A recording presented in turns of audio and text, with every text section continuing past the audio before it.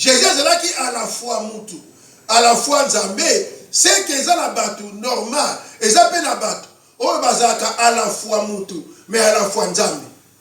Amen. Amen. Amen. Amen. Amen. Amen. On comprend. Amen. Tu comprends, Ngaï. Amen. Dans la vie, ce qui Jésus, qui à la fois Moutou, qui 100% homme, veut dire ayoka kinzala. Donc, ils appellent la Moutou Moko, ngana ote yawa, Moutou wana ayoka kape nzala. Amen. Amen. Amen. Oyoka nzala te. Oyoka nzala te. Moyoka nzala te. On s'appelle 100% homme. Nazape nzambe. Que ce qui Jésus qui Moutou. Avec le col à Moutou. Oyo akoki kolela, eli koloba que et ça peut la Moutou. Moi quand je kanga, ça peut 100% Moutou. Akoki pe kolela le col à Jésus. Amen. Amen. Non, Bible dit que Moutou sur la terre, bien aimé, à vivaka le col à Moutou. Moutou te na sena moyo le col à Moutou. Avec qu'on vivre le col à Nzambé. Et ça na Moutou, ça Moutou, botami na Moutou, azokola na Moutou. Ye wana vivaka ba souffrance, ba douleur le col à Moutou. Quoi ça à Moutou? Amen. Amen. Mais toquer plus loin. Job Azoloba, en réalité dans l'homme, c'est pas la chair, mais c'est l'esprit. Amen. Amen. Donc ce qui Moutou ayoka kanzala veut dire zalezo uta na nzoto ya na nzoto otozomona. Zala nzoto esengelia nourriture otozomona. Otozomona figue, otozomona lipa, otozomona kwanga, otozomona zanini, eza cuisse de poulet, cuisse de poulet, otozomona zanini, eza madesu, eza fungwa. Bien aimé, lokola mutu na nzoto, azana posa à se nourrir, à lia, amen. Amen. Azana posa ou sa posa, ya nzoto po aza mutu na nzoto. Mais par contre, le lobby attaque la moutou sur la terre, mais azana une portion na kati na ya kibonzambe. Yes, yes, yes. Le lobby, Dieu dit, faisons l'homme à notre image, selon notre ressemblance. Amen. Donc, Zambé tango azoke la moutou. Zambé akeli moutou na lo lenge na epene elilingi na ye. Par là, tu comprendre que Moutou a na partie moko, oh il a 100% Moutou. Mais dans la partie moko, oh il a esprit, oh il a yé Moutou, yes. Mais il a spirituel. Amen. En réalité, c'est l'esprit. Yes. Le habitant nous a fait si forme, a soufflé, et on est comme être vivant. Donc Moutou a dit que le kolangana yo. Être spirituel, oh yazomona na te. Yes. Nazo ya mutu moko ayoka defo ngabona zo mbala moko. Na bibo mutu ko ozala être physique tozomona boye, pe ko ozala être spirituel. Obiodi en réalité dans l'homme c'est l'esprit. C'est l'esprit. Amen. Amen. Donc par exemple le bani, tant nazomona maman Scola, na omona sœur Made, frère Titi, maman Betty, tant nazomona oracle, veut dire nazomona représentation ya maman Betty azana kati. Donc maman Betty oyo azana libanda, azana maman Betty mususu, pe maman Betty azana kati azana maman Betty mususu.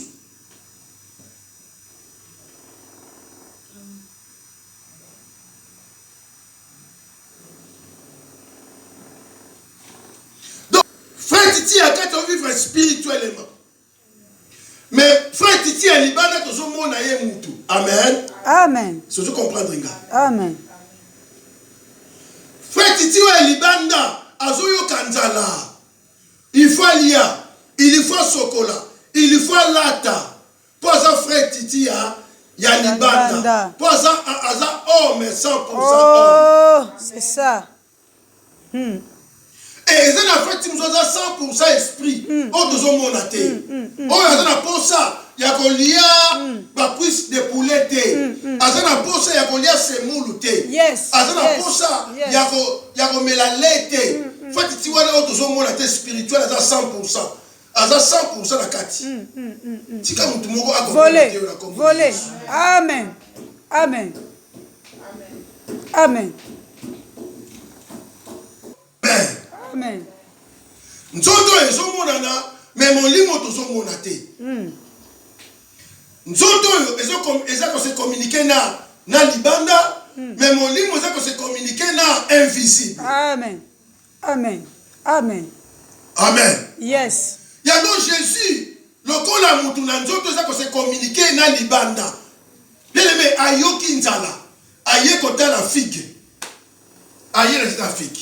Matia na ngezo kela na suka kobanga te. La Bible va dire donc Ésaïe verset Jésus plaira. Lokola homme Jésus. Oh yazana na contact direct non visible. Bien aimé ayoki nzala. Ah nandimi que Jésus azalaki pe ko sukola. Te ngana za sûr que Jésus azalaki pe ko sukola. Amen. Amen. Oui, na sûr que Jésus azalaki pe ko yoka chaleur. Oui, tu as sûr Jésus azalaki pe ko yoka pongi yoka pe pongi po azalaki mutu na nzoto yango mkoleta bazo katsa mai bien aimé ya la ki po azalaki mutu na nzoto yo. Amen. Amen. Donc le ko la na contact na nzoto yo kinzala ami bon on y va donc il était Afrique nazana posa na lia. Bien aimé, ba koma liboso ya figue. Jésus atali figue. Atali nzete ba fe ya pamba. Na boito to interpréter sur nzete ya figue o eza ba fe ya pamba. Kuna tokile matin mosusu. Atali yango boya bi oh. Menga na epona lia. Na epona lia. Na zimbu mate. Jésus a fait ce qu'on déclaration. Ce que Jésus a déclaré. Et ça, Jésus, oh, il y a un autre côté. Mais ça, Jésus a kati. Amen. Thank you, Dieu. Jésus, oh, a déclaré si quoi. Et ça, Jésus, oh, il y a un kinzalate. Aye poalia, le col a moutou. Mais oh, a déclaré si quoi. Jésus, 100% Dieu. Ah, Seigneur Jésus. Oh, Jésus. On va te dire, on va te quelque part. Et nassure que mutumoko apambola mama kasi koleka bateau baoyoka ngo quelque part. Et compliqué comme dans le bien. Te kolo pambola yo so maté ya oyo. Amen. Bien aimé, Jésus alobi nzete banda lelo. Banda lelo. Mutu te akoliambu mepa na yo. Maloba ne bimi. Oyezo bimi so utana libanda te menakati. Amen. Amen. Bien me parler trop comprendre que spirituellement, mutu spirituellement, avant qu'on réalise makambu, oyo na physique, avant qu'on sala ngote.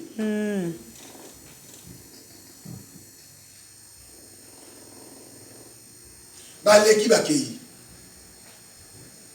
Baleki baseni ni bakei.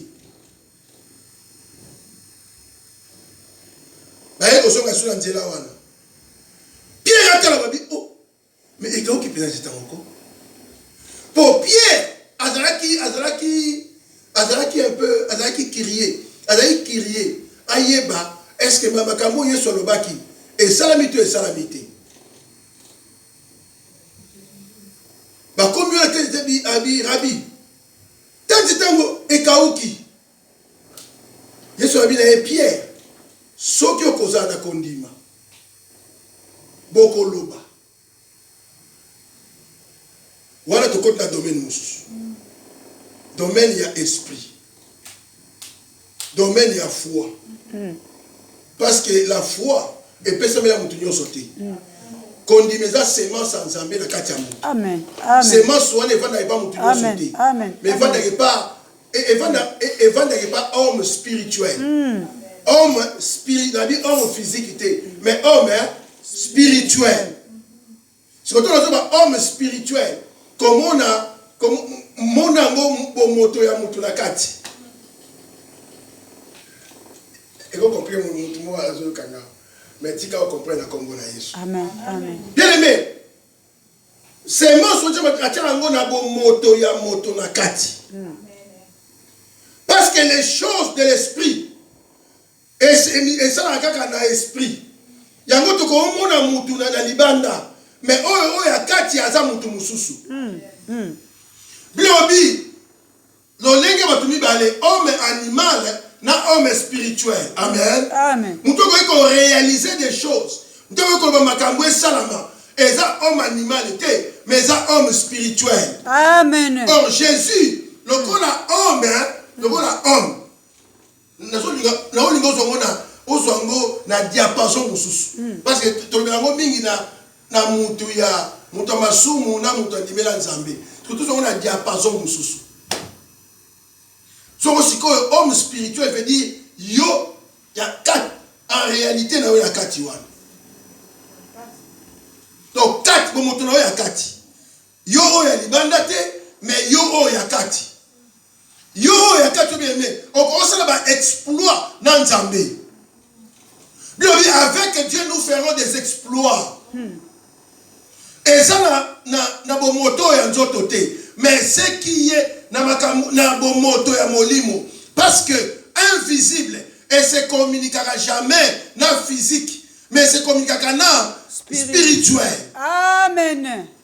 Oh amen. Yes. Donc si ko soki mutu na kati na ye azo refléter image na ressemblance ya Nzambe. So azo refléter na esprit na ye image na ressemblance à Nzambe, veut dire mutu a la capacité ya ko réaliser makambu lokola Nzambe. Amen.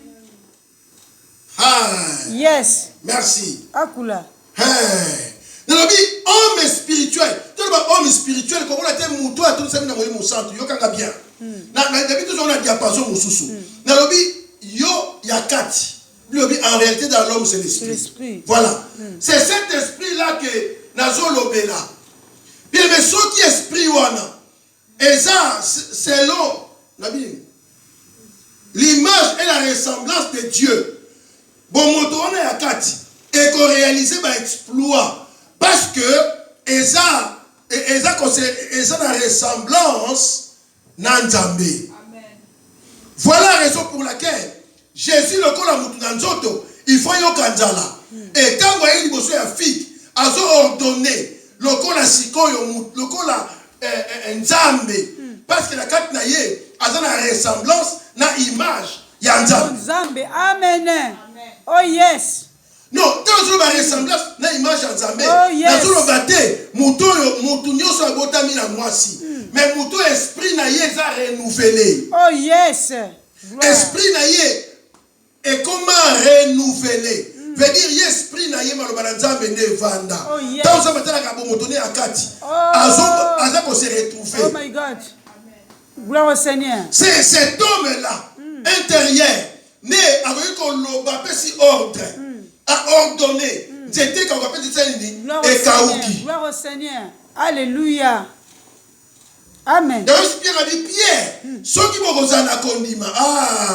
Par là tu dois comprendre que la foi vient de ce qu'on entend. Amen. Et ce qu'on entend vient de la parole. Bon, donc plus loin, tu dois comprendre que l'homme spirituel que je parle, eza molimo ya mutu ya kati. Bon, mutu ya kati, oyo evandisa maloba na Nzambe. Amen. C'est ça. Véritablement, ils ont déclaré. Ils ont salama, ils la kati na. Amen. Amen. Amen. C'est ça le message. Gloire au Seigneur. Bien aimé. Tu vois qu'on a des mots qui sont une image de ressemblance. Il y a Nzambe te.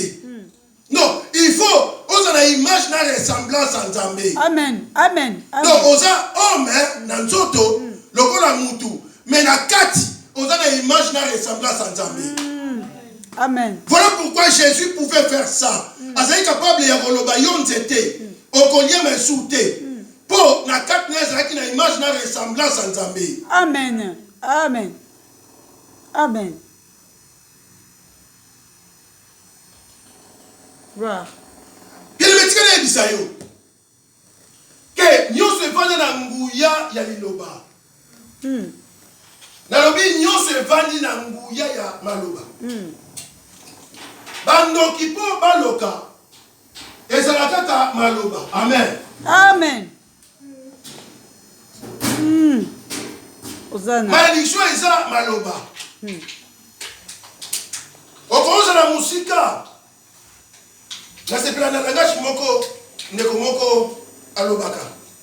Alobaka maloba eza na vitesse koleka munduki. Koleka lisasi. C'est ça. Maloba ni sepesanga makasi. Tala maloba eza na vitesse koleka lisasi. Koleka G20. TG20. Bien aimé, liloba ekoki kobima. Ebimeli na Mbanza Congo. Mbanza Congo. Mazangu. Na Mbanza Congo. Elandi mutu aza na États-Unis. 3 juillet. Maloba. Pourquoi? Parce que mutu na kati na ye. Na kati na ye aza na force ya konuire. Tango azoloba, oyo ezokende konuire, eza force oyo eza na kati na ye. Est-ce que mutu ozo comprendre nga? Amen. Loko eza na nguya ya kobebisa. Tango ebimi ekei esali misala. Siko mutu eza na nguya na nguya ya liloba na Nzambe. Mais tango ezobima ezo accompli makambu oyo ezopesa Nzambe lokumu. Amen. Yango bilobi la vie et la mort sont au pouvoir de la langue. La vie et la mort sont au pouvoir de la langue. La vie et la mort sont au pouvoir. L'échec et la réussite sont au pouvoir de la langue. Et l'élévation sont au pouvoir de la langue. La richesse et la gloire sont au pouvoir de la langue. Donc, bien aimé, au pouvoir de la langue. Tala, makambu, mais pour salama, il faut une ressemblance. Na image ya Nzambe na kati. Na libanda te. Amen. Na libanda te. Tala, na libanda te. Parce que kati nde mutu ekoya ko influencer libanda. Est-ce que vous comprenez nga? Amen. Bon moto ya kati. Yango lezo ko influencer libanda. Influencer libanda. Bon moto ya kati. Il influencer libanda. Ils ont monté à kati. Amen. Ils ont influencé libanda. Amen. Ils ont bien été mon côté. Mbuma wote so ipana yote. Bakolia so mbuma ipana yote. Na solo banayo lokola mutu na ressemblance na image ya Nzambe. Bakolia so mbuma ipana yote. Bien aimé, yango moni zaka très dangereux. Na mwana Nzambe abimisaka maloba tala. Nemsa biso. Bien aimé maloba. Faites attention. Owe ko boma yo bomi evite ke obomi. Owe ko tonga yo evite ko tonga donc quand on baki za pambola yo. Oye evite makamine salami. Gloire au Seigneur. Amen. Amen. Maloba. Owe ko changer situation moka na maloba. Oh yes. Gloire. Merci. Pour liloba nekela nyonso. Yango nde sala nyonso. Nzambe asala nyonso na liloba. Et nyonso sala makana maloba. Bien aimé. Kufreko yako mutu abengi yango. Amen. Amen. Et yeko. Par là nous devons comprendre que nyoso nzamba kela ezala matoye yo kaka. Oui. Moi je crois. Nandimi ke nzamba asala ezala matoye. So ezala matoye te, nzete wana lingaki eyoka maloba te. Donc c'était yoka maloba. Et tout ça maloba. Pe ekauka. Amen. Amen. Hôtel la minute pour les lignes au 4 de matin. Matin au 4 ils ont sauté ma partie. 12 minutes. Merci beaucoup. na osala tonasilisa bien aimé oyo nzambe asala yango omoni mokolo wana même Jésus aordonnant na mopepe tant badisciple bazobunda Yesu alalaki mais Seigneur olali est-ce que olali na yo oui mais tika se reposer quand même ana posa ya repos amen Amen. te bokufa te po ye akokufa na mbonge te po ye aza na image na ressemblance ya Nzambe. Ils ont dit mais problème nini vous agitez pourquoi et puis ozomona mbonge te olali na yo Yesu atelema a ordonné na mbonge lobi mopepe et se calme bato bakomi me oyo jara mutu nini non oyo jara ya mutu nini oyo azopesa ordre même na mbonge ezotosa oui mpo aza na image na ressemblance ya Nzambe bien aimé tala tomiyebaka te baoyo biso tozali Vraiment. Oh Jésus. Yesu sunga biso tomiyebaka te frère mama tomiyebaka te toana nguya oyo tokoki koboma mpe ebomami Yes, je crois. Amen. Mpona tokoma mpona tozwa image na ressemblance ya Nzambe te yango tozala toujours na badoute mais moto azwa image na ressemblance ya Nzambe veut dire esprit na ye ese renouvela moto wana abangaka eloko te et moto wana azalaka sûr na ye mpe na Nzambe na ye yango bato kola Daniel andima kota na libula bankosi mpo ayebi ke nkosi aza na eloko kosala nga te et oyo Daniel azoloba yango mpe esalaka kuna. Amen. Gloire. Hosanna. Amen. Amen. C'est trop vite encore maman. Amen. Non, Shadrach Meshach bazoloba ezaka maloba alobi tala roi toza na eloko kobakisa te toza prêt mpo Nzambe tosambelaka awa odeliviso meme na kati ya moto bien aimé kaka ndenge balobaki ndenge mpe esalamaki Puissance. Pourquoi mes amis okozala mutu bazomona yo mutu oui c'est bien mais na kati na yo bien ozana portion moko ya kibonzambe oyo il faut ça la peine dans domaine spirituel kozaka mutu te mutu non donc tambola kolobi no ngana bakomona ngani libanda boye mais na kati nazaka boye te. Oh amen. Amen. Yango ni tangu bandoki babangaka mutu na nzoto oyo te babangaka bomoto ya mutu ya kati. Oh yes. Gloire. Amen. Amen. Pour ozomona kati na ye aza na image na ressemblance ya Nzambe bien aimé moyeba simba ye eza te. Voilà pourquoi apôtre Paul alobi si je vis ce n'est plus moi qui vis mais c'est Christ qui vit en moi. Christ vit en moi. C'est la parole qui vit en moi. Oh, j'ai la ressemblance et l'image de Dieu en moi. Gloire à toi, Seigneur Jésus. Gloire à toi, Jésus. Merci, Seigneur. Merci, Seigneur.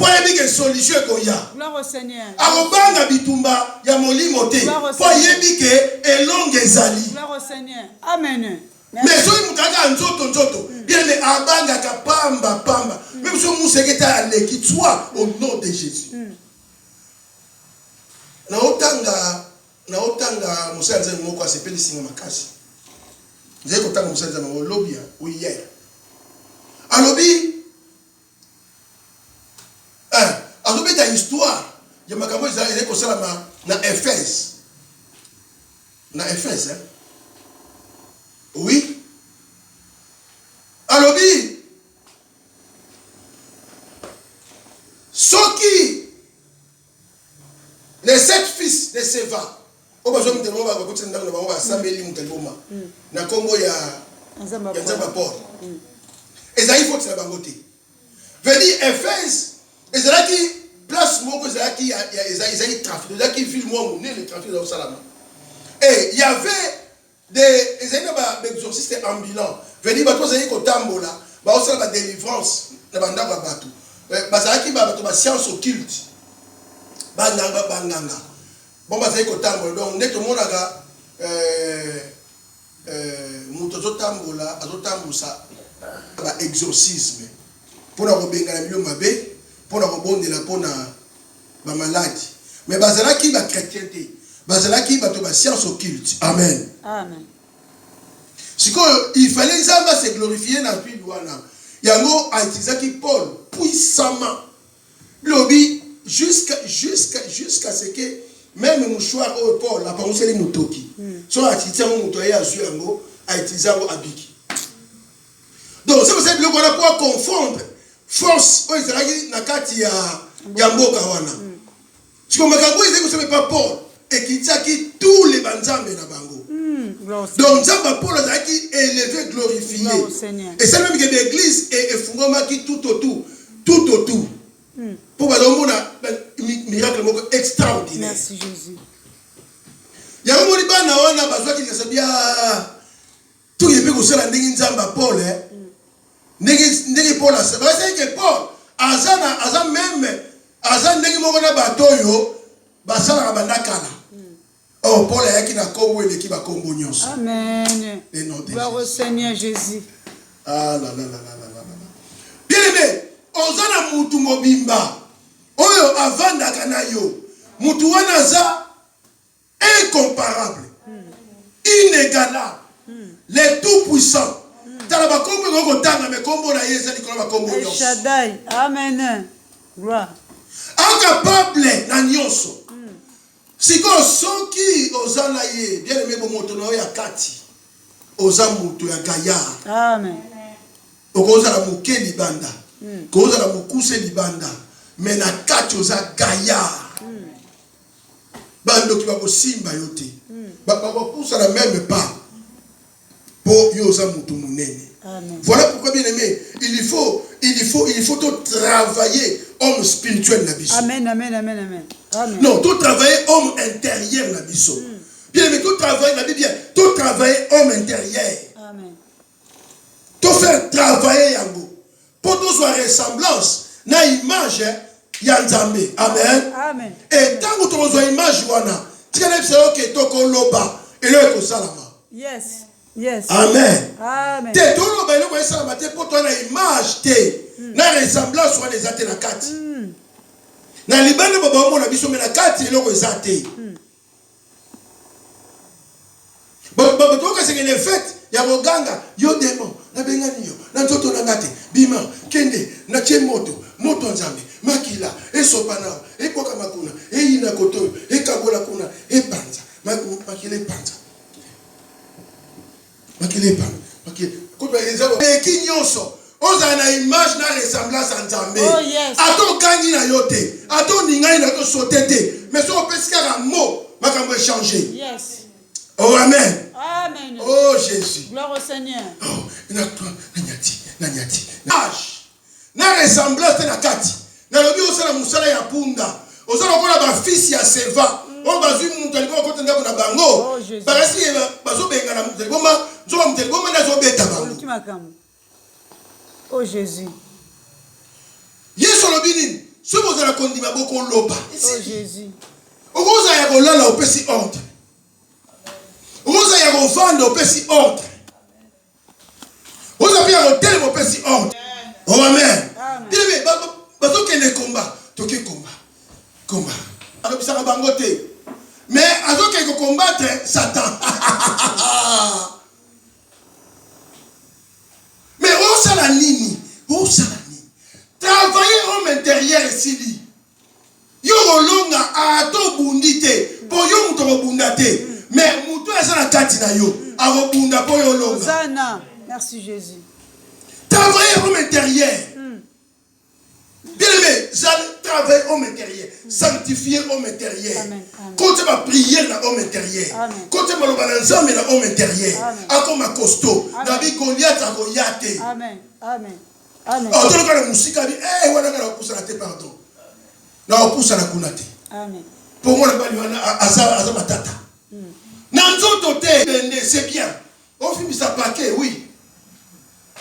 C'est bien. Mais tu sais, ok, un paquet physique, mais un paquet spirituel. Gloire au Seigneur. Alléluia. Non, tu as beauté. Par contre, le maquillage. Natinyo même, oh, mais tu sais, ok, un piercing, so alingi atoka yo agotoka yo anyati nyati yo nabuki